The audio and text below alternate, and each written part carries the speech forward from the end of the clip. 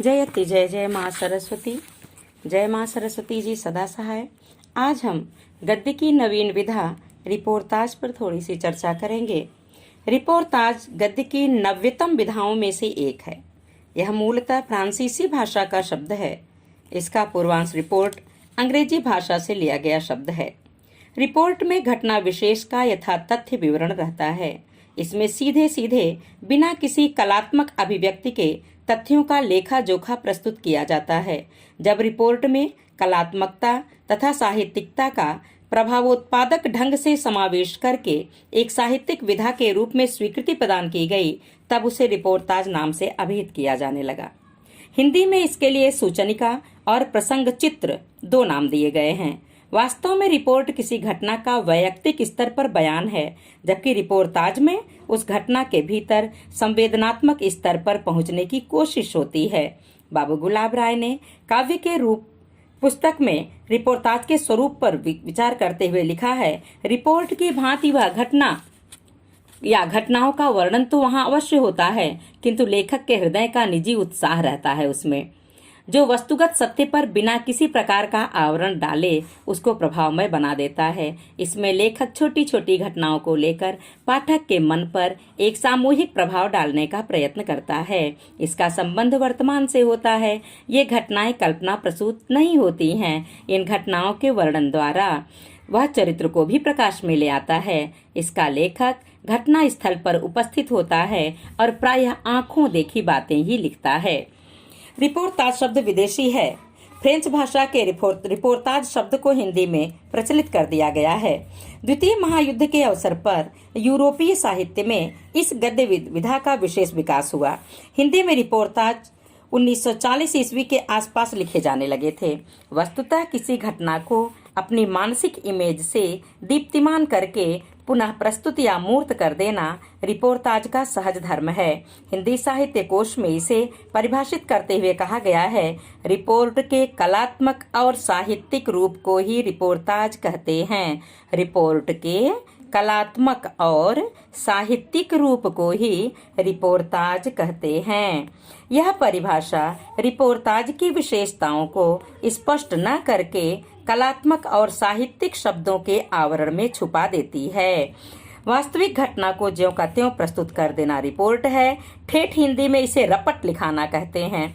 जब सफल पत्रकार या साहित्यकार वास्तविक घटना को अपनी भावना में रंग कर बिंबधर्मी भाषा के माध्यम से सजीव बनाकर प्रस्तुत करता है, तब वह रिपोर्ताज की कला सृष्टि करता है।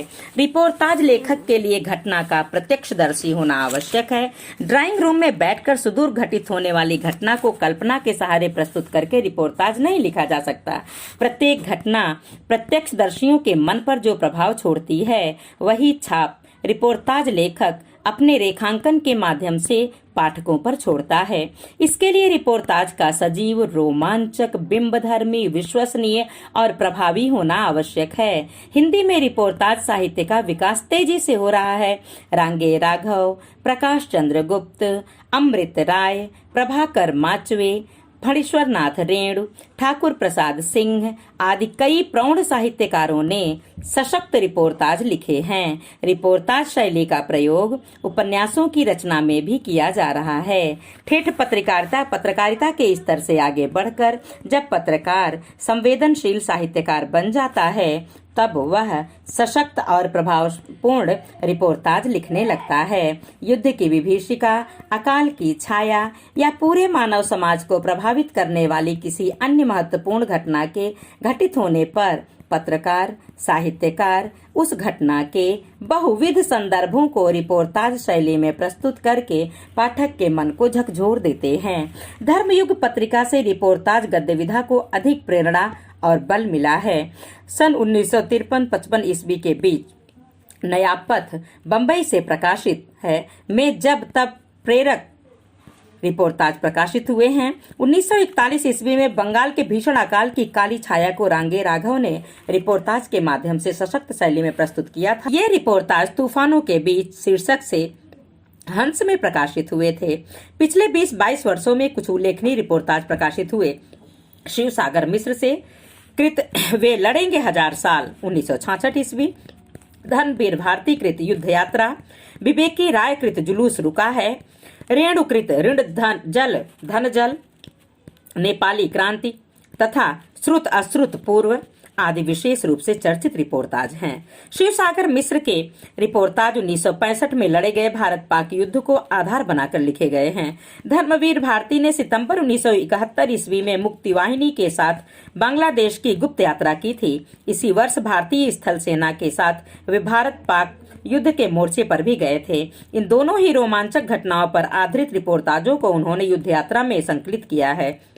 इसके पहले ये रिपोर्टाज धर्मयुग में प्रकाशित हुए थे।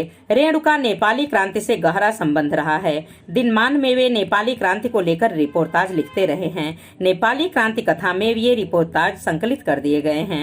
विवेकी राय स्वतंत्रता प्राप्ति के बाद बदलते हुए गांव, जिंदगी और मौत के बीच छटपटाते हुए गांव के दृष्टा और भोक्ता हैं। जुलूस रुका है में इन्हीं गांवों की जीती जागती तस्वीर देखी जा सकती है। रेणु की भांति विवेकी राय ने अपने उपन्यासों में भी रिपोर्टाज शैली का प्रयोग किया है। रेणु के ऋण जल धन जल में 1966 ईस्वी के बिहार के भयंकर सूखे और 1967 ईस्वी की पटना की विनाशकारी बाढ़ के सजीव चित्र अंकित हैं। रेणु में स्थितियों को शब्दों में अंकित करने की अद्भुत क्षमता है। स्थितियों को वे देखकर ही नहीं, पूरी तरह महसूस करके लिखते हैं। उनकी सारी इंद्रियां सजग होकर एक साथ काम करती हैं। इसके लिए उनके रिपोर्टाज में स्थितियों का समग्र अनुभव उभर कर आता है। सभी रिपोर्टाजों के अतिरिक्त साप्ताहिक पत्र पत्रिकाओं में अनेक रिपोर्टाज समय समय पर निकलते रहते हैं। रिपोर्टाज मुख्यतः किसी रोमांचक, आतंककारी या विभीषक घटना, युद्ध, अकाल, बाढ़, सूखा आदि पर आधारित होते हैं, इसलिए वे निरंतर नहीं लिखे जाते। रिपोर्टाज से मिलती जुलती एक अन्य विधा फीचर है। यह निरंतर लिखा जा सकता है। इसमें किसी भी व्यक्ति, स्थिति, घटना को आधार बनाया जाता है। रिपोर्टाज और फीचर दोनों का जन्म पत्रकारिता की कोख से हुआ है। रिपोर्टाज में अपना कलात्मक रूप विकसित कर लिया है। अब उसकी शैली रूप उपन्यासों, संस्मरणों, आत्मकथाओं में प्रयुक्त किया जाने लगा है। फीचर की दुनिया अभी भी थोड़ी सी पत्र पत्रिकाओं तक ही सीमित है और अब हिंदी में रिपोर्टाज एक स्वतंत्र गद्य विधा के रूप में अपनी पहचान बना चुका है। रिपोर्टाज से हिंदी साहित्य में स्वतंत्र कृति के रूप में रिपोर्टाज की रचना हो रही है अभी ठीक ठाक, और निश्चित ही धीरे धीरे यह उत्तरोत्तर या गुणोत्तर वृद्धि इसमें होगी। बहुत बहुत धन्यवाद सभी को।